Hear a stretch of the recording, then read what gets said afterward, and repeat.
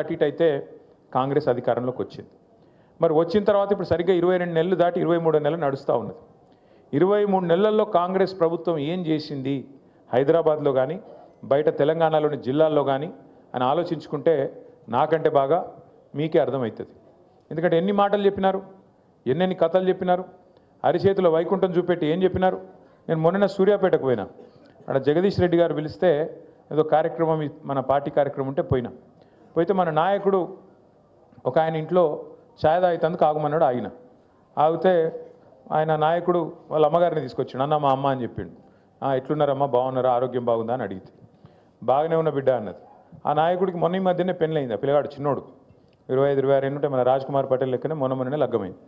అయితే పెళ్ళైన తర్వాత వాళ్ళ అమ్మగారిని పరిచయం చేసిండు. పరిచయం చేస్తే నేను మాట్లాడుతున్నా, మరి కోడలు ఏమంటుందమ్మా, కొత్త కోడలు మంచిగానే ఉందా అన్న.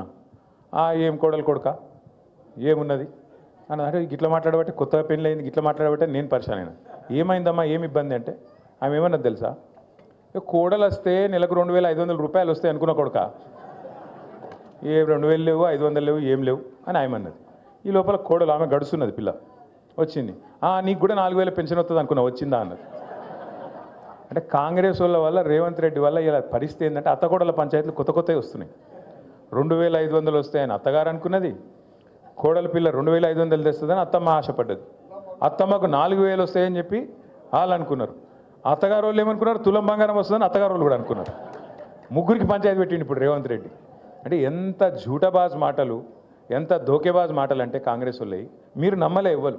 వెంగళరావు నగర్లో నమ్మలే, హైదరాబాద్లో నమ్మలే, ఓఆర్ఆర్ లోపల ఎల్బీ నగర్లో నమ్మలే, ఎవరు నమ్మలే వీళ్ళని. కానీ పాపం మా మిర్యాల కూడా వాళ్ళు నమ్మిరు.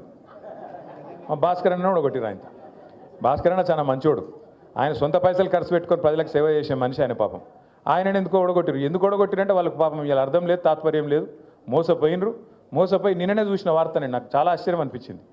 రాష్ట్రం అంతటా ఇలా యూరియా కోసం లైన్లు కనబడుతున్నాయా, మీరు చూస్తుర్రా? అంటే మీరందరూ ఎవరు వ్యవసాయం చేసే వాళ్ళు లేరు, కానీ వ్యవసాయ కుటుంబంకి వెళ్ళి వచ్చిన వాళ్ళు ఉంటారు కదా. మొత్తం రాష్ట్రంలో ఎక్కడ చూసినా ఎన్నికలకు ముందేమో హామీల జాతర, ఇవాళ ఎక్కడ చూసినా చెప్పుల జాతర ఉన్నది. దేనికి? యూరియా బస్తాల కోసం. మరి 10 ఏళ్ళు లేనిది ఇప్పుడేమైందిరా అయ్యా అని తెలుసుకుంటే మాకు స్పష్టమైన సమాచారం వచ్చింది. మొత్తం కాంగ్రెస్ వాళ్ళే యూరియా కూడా బుక్కుతున్నారు, డైవర్ట్ చేస్తున్నారు, బ్లాక్ మార్కెట్లో అమ్ముకుంటున్నారని సమాచారం వచ్చింది. నేను నిన్నగాక మొన్న గద్వాలలో చెప్పిన, నేను కాంగ్రెస్ వాళ్ళే యూరియా మొత్తం డైవర్ట్ చేస్తున్నారు, కాంగ్రెస్ వాళ్ళే యూరియాని బ్లాక్ మార్కెట్లో దందా చేస్తున్నారు, రైతులకు అందకుండా చేస్తున్నారు అని చెప్తే నన్ను నిన్నవాడు కాంగ్రెస్ వాడు తిట్టిండు. యూరియా అని అంటావా నువ్వు, అట్లా ఇట్లా డామ్ డుసుకొని తిట్టిండు. ఇప్పుడు పొద్దున వార్త చూస్తే ఇక వీళ్ళ మిర్యాల కూడా ఎమ్మెల్యే కొత్తగా గెలిచిన కాంగ్రెస్ ఆయన ఉన్నాడు కదా, ఆయన గన్మ్యాన్ ఒక లారీ యూరియా తీసుకుపోయిండట.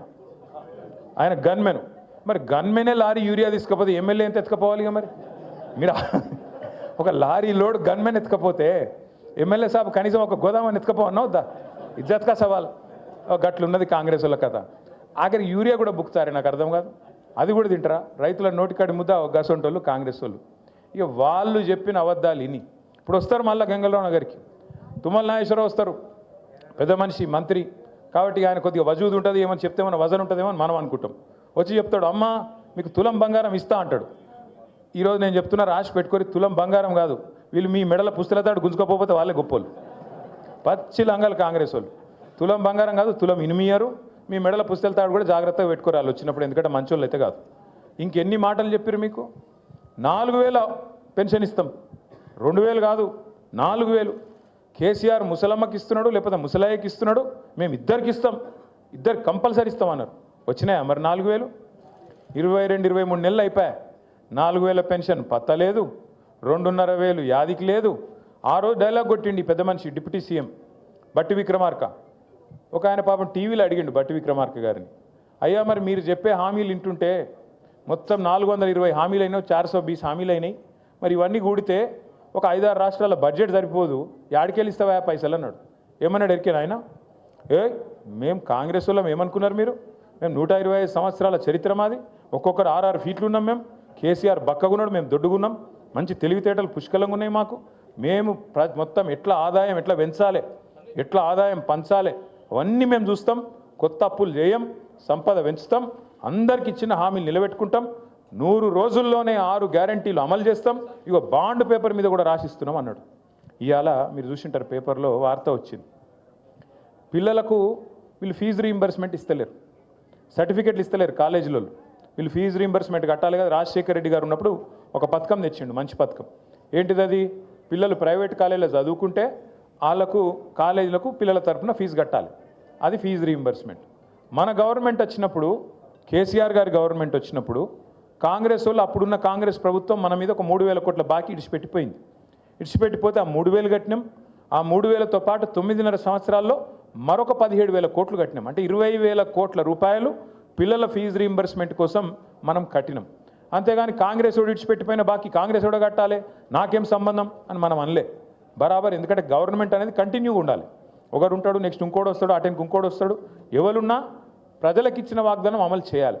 కాబట్టి మనం కట్టినాం. 10 ఏళ్లలో 20,000 కోట్లు కట్టినాం. నిన్న వీళ్ళు ఏమంటారు ఎరికైనా కాంగ్రెస్ వాళ్ళు? డిప్యూటీ సీఎం, ఏ డిప్యూటీ సీఎం అయితే మాట ఇచ్చిండో మాకు తెలుసు, 100 సంవత్సరాల పార్టీ, 120 సంవత్సరాల పార్టీ, రాష్ట్రాన్ని ఎట్లా నడపాలో మాకు తెలిసినట్టు ఎవరికి తెలియదు అని చెప్పిన పెద్ద మనిషి నిన్న చెప్తున్నాడు, మీకు ఫీజు రీయింబర్స్మెంట్ ఇస్తున్నందుకు మా అక్కడ పైసలు లేవట విద్యార్థులకు. అంటే ఎంత అన్యాయం అంటే 13 లక్షల మంది విద్యార్థులు, ఒక్కరు కాదు ఇద్దరు కాదు, 13 లక్షల మంది విద్యార్థులకు ఇలా శటగోపం పెడుతున్నది కాంగ్రెస్ పార్టీ. వాళ్ళు సర్టిఫికెట్లు తీసుకోలేకుండా కాలేజీలకి వెళ్ళి వాళ్ళని ఆగం చేస్తున్నది కాంగ్రెస్ పార్టీ. ముస్లింలు కావచ్చు, ఎస్సీలు కావచ్చు, ఎస్టీలు కావచ్చు, బీసీలు కావచ్చు, లేదా అగ్రవర్ణాల్లో ఉండే పేదలు కావచ్చు, బాగుండాలి, చదువుకోవాలన్న ఉద్దేశంతో ఒక మంచి పథకం ఆనాడు రాజశేఖర రెడ్డి గారు పెడితే దాన్ని కొనసాగించింది కేసీఆర్ గారి ప్రభుత్వం. మనం ఎన్నడూ వివక్ష చూపెట్టలేదు. చంద్రబాబు నాయుడు గారు ఏమన్నా మంచి పథకం తెచ్చింటే దాన్ని కూడా కొనసాగించినాం. రాజశేఖర రెడ్డి గారు ఏమైనా తెచ్చింటే దాన్ని కొనసాగించినాం. రోషయ్య గారు ఏమైనా తెచ్చింటే దాన్ని కొనసాగించినాం. అట్లాగే కిరణ్ కుమార్ రెడ్డి ఏమైనా మంచి పని చేస్తే దాన్ని కూడా కొనసాగించినాం. తర్వాత మన పథకాలు మనం తెచ్చినాం. రైతు బంధు కావచ్చు, కళ్యాణ లక్ష్మి కావచ్చు, షాదీ ముబారక్ కావచ్చు, ఒక ఆడపిల్ల ప్రసూతి అయితే కేసీఆర్ కిట్ కావచ్చు, చెప్పుకుంటూ పోతే వందల పథకాలు మన ప్రభుత్వం వచ్చినాక చేసినాం. మనమేమో అట్లా పని చేసినాం. ప్రభుత్వం అనేది కంటిన్యూస్గా ఉండాలి, మనం ఎవ్వల మీద కక్ష పెట్టుకోవద్దు అని మనం పని చేసినాం. వీళ్ళ వ్యవహారం ఎట్లుంది? కేసీఆర్ పేరున్నది కేసీఆర్ కిట్లా కట్ చేసి పారేయండి. ఇవాళ రాష్ట్రంలో 14 లక్షల మంది ఆడబిడ్డలకు ప్రభుత్వ ఆసుపత్రుల్లో ప్రసూతులు పెరగాలని చెప్పి వాళ్ళ కేసీఆర్ కిట్లు ఇచ్చింది బీఆర్ఎస్ ప్రభుత్వం. కానీ కాంగ్రెస్ ప్రభుత్వం